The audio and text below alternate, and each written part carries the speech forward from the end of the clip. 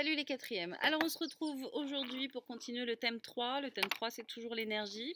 Avant de commencer le deuxième chapitre, je vais faire une petite séance de rappel sur ce que vous avez déjà vu l'année dernière. Comme ça on entame le prochain chapitre, enfin les deux prochains chapitres, en ayant les bons termes de vocabulaire et les bonnes méthodes de schématisation d'un montage électrique. Alors j'ai pris un petit peu de matériel avec moi. J'ai un boîtier avec des piles qui va être qui va nous fournir de l'énergie. Tout ce qui fournit de l'énergie, ça, on va appeler ça des dipôles générateurs. Et tout ce qui reçoit de l'énergie, on va appeler ça des dipôles récepteurs. Ici, j'ai une petite ampoule. Je peux vous montrer aussi un petit moteur qui fait tourner une hélice. Ou alors encore une petite LED. C'est les petites lumières qu'il y a sur les téléviseurs quand ils sont en veille. Et puis avec ça, j'ai pris des fils électriques, ce qu'on appelle des fils de connexion. Alors ces fils de connexion, bien sûr, à l'intérieur, c'est du métal pour conduire le courant. Et puis autour, c'est entouré d'une gaine plastique pour pouvoir protéger l'environnement extérieur du courant électrique. Et puis ici, un interrupteur. Alors c'est plus ce genre-là, que vous voyez généralement comme interrupteur. Mais j'aime beaucoup celui-ci parce qu'on voit bien quand il est ouvert et quand il est fermé. Alors pourquoi ça c'est intéressant? Parce que justement, pour que le courant circule dans un montage électrique, d'ailleurs un montage électrique on appelle ça un circuit électrique. Pourquoi un circuit électrique? Parce que un circuit ça forme une boucle. Donc pour que le courant, la première chose à bien se remémorer, c'est que que le courant électrique fonctionne, il faut que la boucle soit fermée. Alors, je m'explique. Ici avec tout mon petit matériel, si simplement je veux brancher directement mes piles, mon dipôle générateur avec ma lampe, mon dipôle récepteur, ici on voit bien mon ampoule ne s'illumine pas, mon ampoule reste éteinte. Par contre, si je cherche à former une boucle entre mes deux dipôles, là on voit tout de suite mon ampoule s'illumine. J'ai une boucle. J'ai un circuit fermé, donc mon circuit électrique est bien là et mon ampoule fonctionne. Si je casse ma maille, ma boucle, dans ce cas-là, mon ampoule, elle s'éteint. Je vais rajouter mon interrupteur à l'intérieur de mon circuit électrique. Hop. Là, ma boucle, elle est bien faite, elle est bien formée, vous voyez bien. Simplement, ma boucle, elle n'est pas fermée puisque mon interrupteur ici est ouvert. On voit bien que ici, il n'y a pas de connexion. Ma boucle est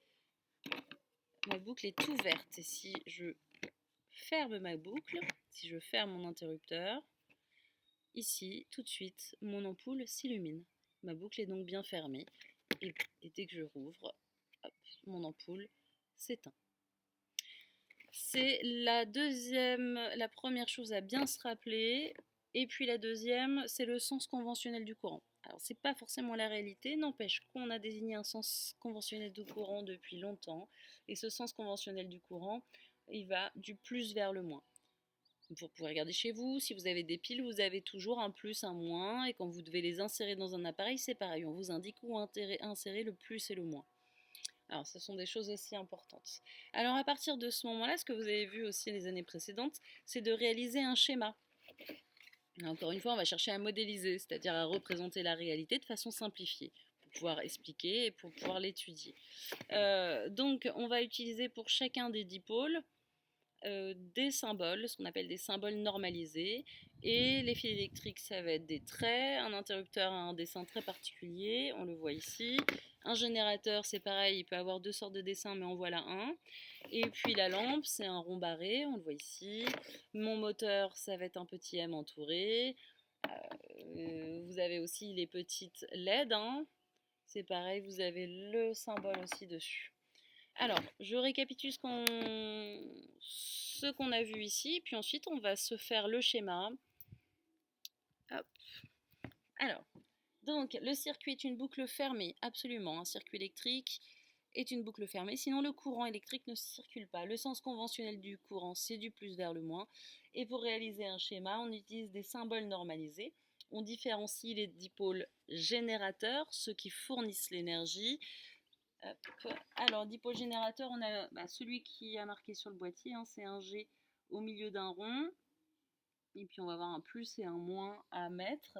Et puis on a aussi, alors là c'est plus particulier pour les piles souvent, on a une petite barre et une grande barre. La petite barre c'est le moins, la petite barre c'est le plus.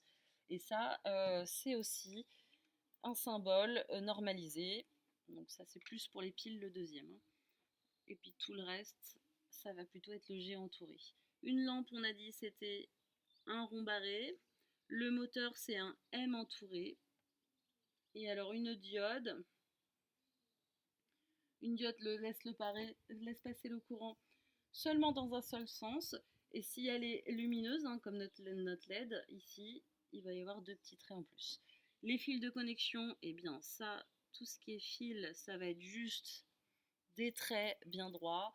Et puis un interrupteur, alors, soit l'interrupteur est fermé, et dans ce cas-là, on va avoir juste deux petits points et un interrupteur comme ça. Soit mon interrupteur est ouvert, et dans ce cas-là, on va représenter la même chose, mais ma barre ne va pas toucher ici l'interrupteur, enfin, la deuxième borne de l'interrupteur. Donc à partir de là, on va tenter de réaliser notre schéma. Alors donc c'est parti, on va donc schématiser cette petite boucle. Alors vous partez déjà, règle et crayon de papier, règle et crayon de papier, règle et crayon de papier. Donc sur un rectangle, hop,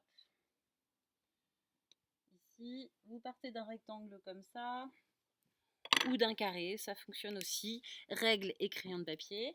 Ensuite avec une gomme, moi ici je vais avoir trois choses à poser, un interrupteur, une lampe et un générateur. Donc avec une gomme, je fais trois trous.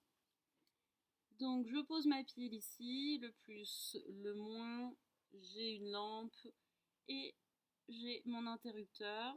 Ici mon interrupteur il est ouvert, donc je vais le représenter tel quel. Donc là voici un schéma tout simple, efficace à partir du moment où on a bien les symboles, il n'y en a pas 15 000 des symboles. À partir du moment où on prend bien une règle et un crayon de papier, le schéma est rapidement fait. Vous devez être capable de faire un schéma à partir d'un montage que vous voyez ou à partir d'un schéma, réaliser le montage électrique qu'on vous propose. Et le must, c'est bien de rajouter le sens conventionnel du courant par une petite flèche rouge. Et là, la petite flèche rouge ici, du plus vers le moins, nous montre bien le sens conventionnel du courant. Voilà pour le schéma du montage électrique. Et le dernier point sur lequel je voulais revenir avec vous, c'est faire bien la différence entre les circuits en série et les circuits en dérivation. Alors, qu'est-ce que c'est? Si je reprends mon petit circuit de départ, ici, ma boucle, ma jolie boucle. Je peux même, si on veut, rajouter une ampoule en plus à l'intérieur de ma boucle. Je vais agrandir ma boucle.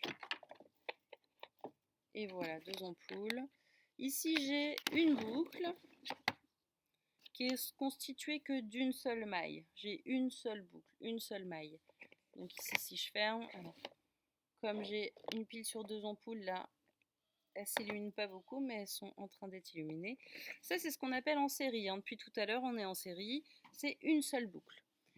Si je reprends ici, si je veux schématiser mon montage, et tout simplement, j'ai rajouté une lampe ici.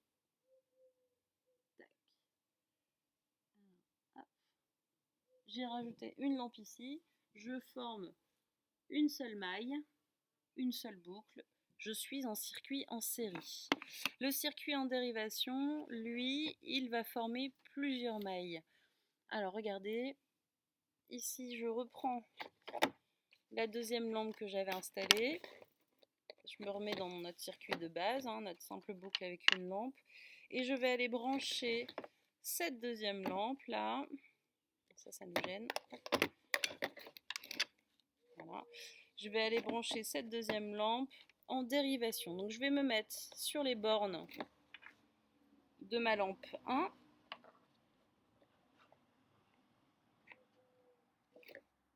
Et j'ai branché une seconde ampoule, mais cette fois-ci elle est en dérivation. Et si hop, je ferme mon interrupteur, si je ferme mon circuit, j'ai mes 2 ampoules qui fonctionnent. Alors sur le schéma, en dessin, qu'est-ce que ça donne?